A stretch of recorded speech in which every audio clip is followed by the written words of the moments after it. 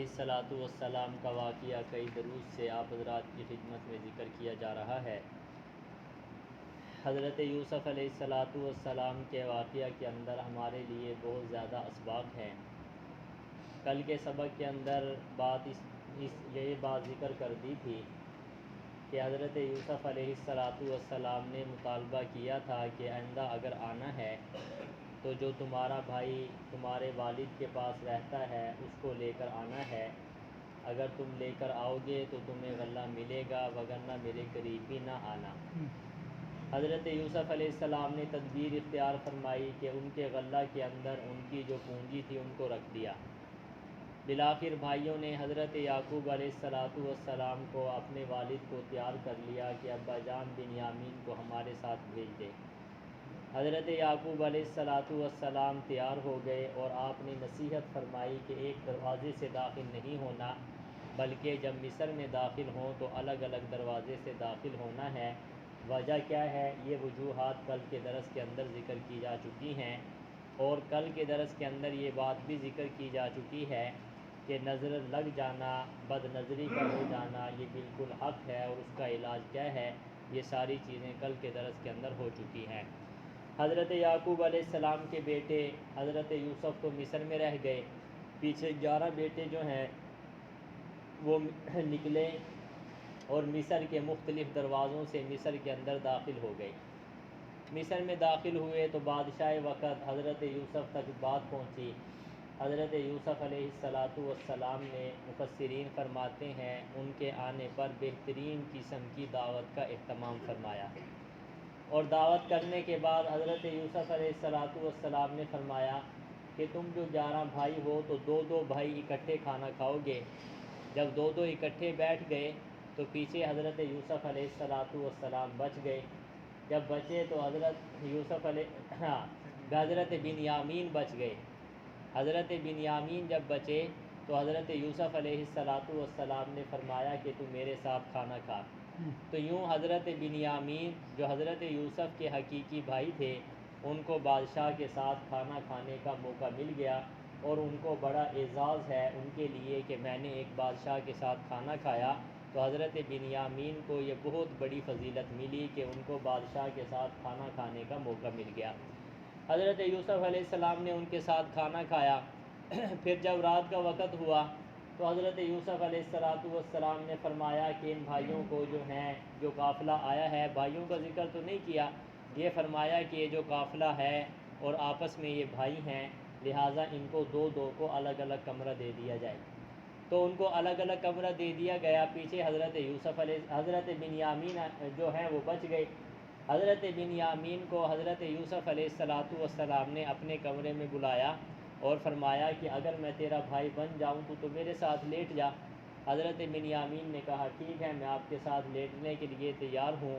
تو حضرت بنیامین جو حضرت یوسف کے حقیقی بھائی تھے وہ حضرت یوسف علیہ الصلاۃ والسلام کے ساتھ انہوں نے رات گزاری۔ پھر وہی باتیں جو دکھ والی باتیں بھائی بھائی سے کرتا ہے، حضرت یوسف علیہ الصلاۃ والسلام نے بھی اپنی دکھ کی باتیں بتائیں کہ یوں مجھے کنویں میں ڈالا گیا، یوں اللہ نے مجھے پھر جیل میں پہنچا دیا، پھر جیل سے نکلنے کے بعد یوں مجھ پر الزامات لگے، پھر اللہ نے آج مجھے بادشاہ بنا دیا۔ حضرت بنیامین نے بھی اپنے دکھ بھائی کو سنائے ہوں گے۔ بھائیوں کا جو تعلق ہوتا ہے یہ بڑا عجیب ہوا کرتا ہے۔ بھائی جو ہیں وہ بھائی کے لیے بڑی مضبوطی کا سبب ہوا کرتے ہیں۔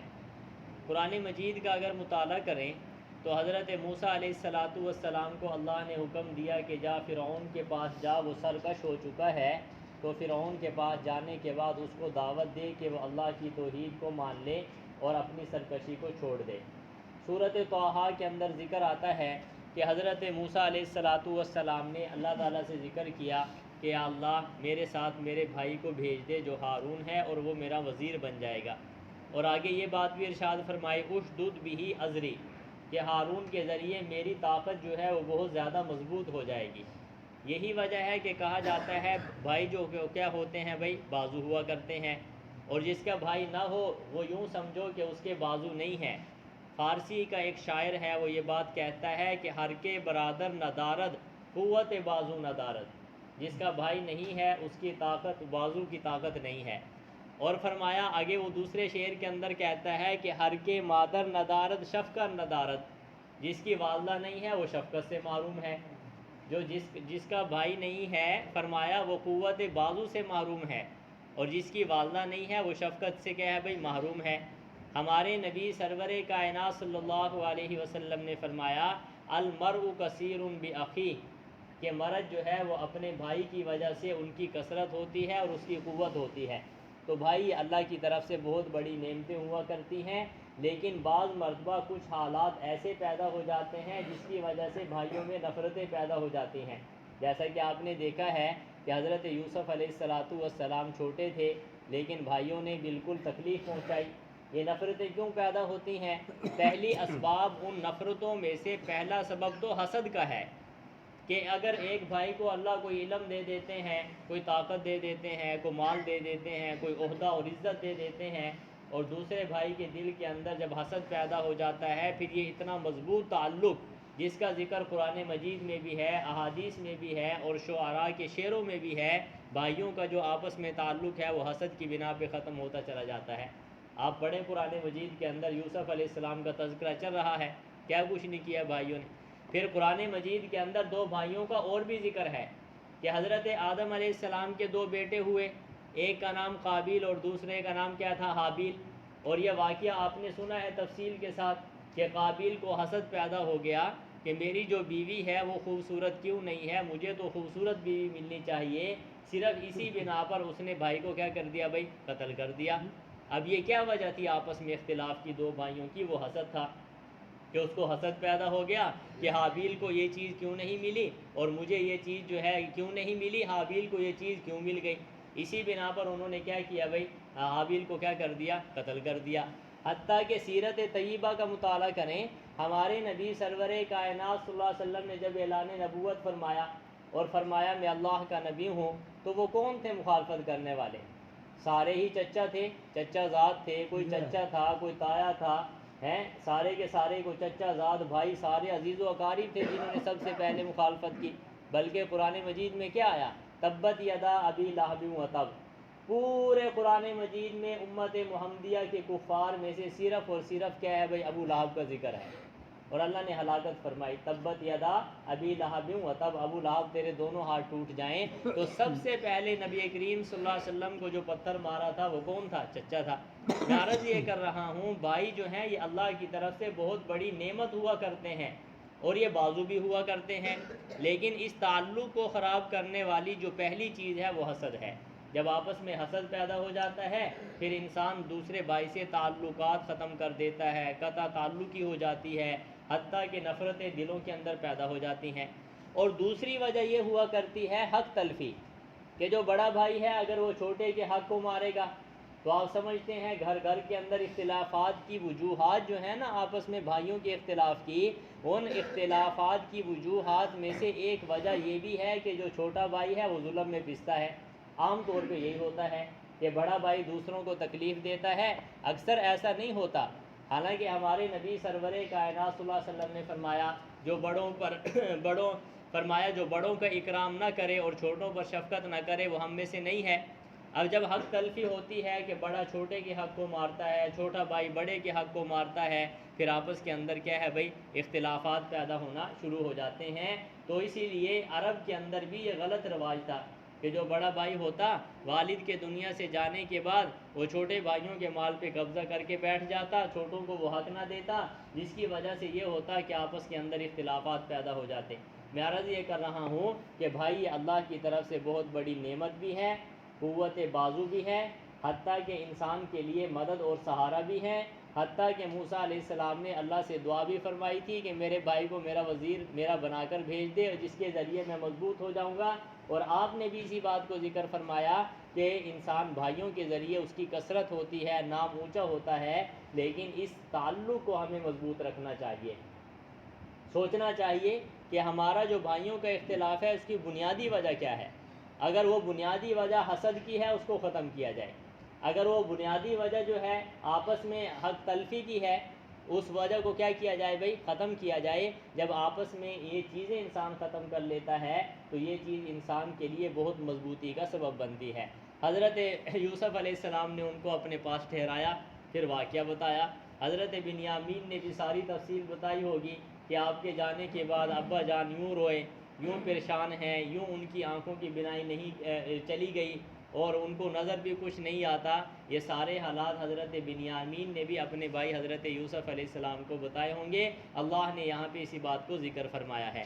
ارشاد فرمایا وَلَمَّا دَخَلُوا عَلَى يُوسُفَ، جب داخل ہوئے وہ یوسف پر، آوا الیہ، تو ٹھکانہ دیا یوسف نے اپنی طرف اپنے بھائیوں کو، فرمایا قال انی انا اخوک، کہا بے شک میں تیرا حقیقی بھائی ہوں۔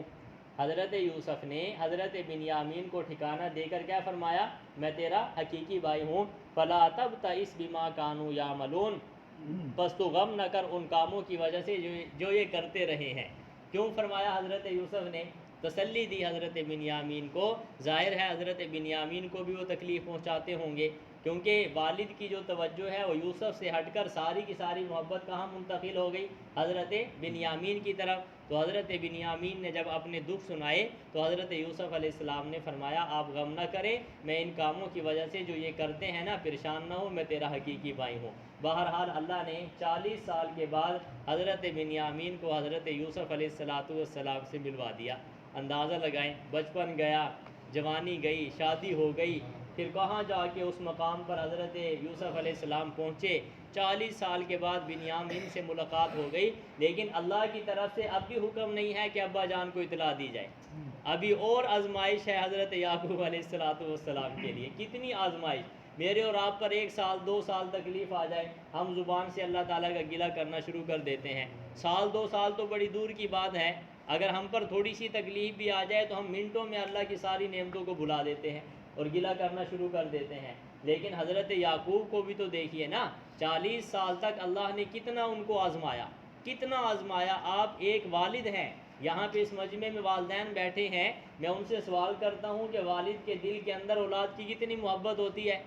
بتائیے، ایک بچہ اگر رات کو لیٹ گھر میں آ رہا ہے تو والد تڑپتا ہے، سوتا نہیں ہے، نیند اس کو نہیں آتی جب تک کہ وہ اپنے جگر کے ٹکڑے کو نہ دیکھ لے۔ اور حضرت یعقوب علیہ السلام کو اللہ نے آزمایا، اور بھی آزمائش ہے کہ 40 سال تک وہ معصوم محبت جس سے حضرت کرتے تھے، اللہ نے حضرت یوسف علیہ السلام کو حضرت یعقوب سے کیا رکھا بھائی؟ دور رکھا۔ اور حضرت بنیامین سے ملاقات کے بعد بھی ابھی حکم ہوا کہ ابھی والد محترم کو اس بات کی اطلاع نہیں دینی۔ تو سامعین محترم، اس میں ہمارے لیے سبق ہے کہ حالات آتے ہیں، مشکلات آتی ہیں، پریشانیاں آتی ہیں، کبھی بھی صبر کا دامن نہ چھوٹے، انسان اللہ کی طرف متوجہ رہے۔ جب آدمی اپنے آپ کو اللہ کی طرف متوجہ کر دیتا ہے تو آنن فانن اللہ تعالیٰ ایسی راحت بھیج دیتے ہیں، ساری کی ساری پریشانیاں کیا ہیں بھائی؟ دور ہو جاتی ہیں۔ اللہ ہمارے درس کو قبول فرمائے۔ کل کے درس کے اندر اس بات کو ذکر کریں گے کہ حضرت یوسف علیہ السلام نے تدبیر کیا اختیار کی کہ بنیامین میرے پاس رہ جائے، اس تدبیر کا ذکر کریں گے انشاءاللہ۔ کوشش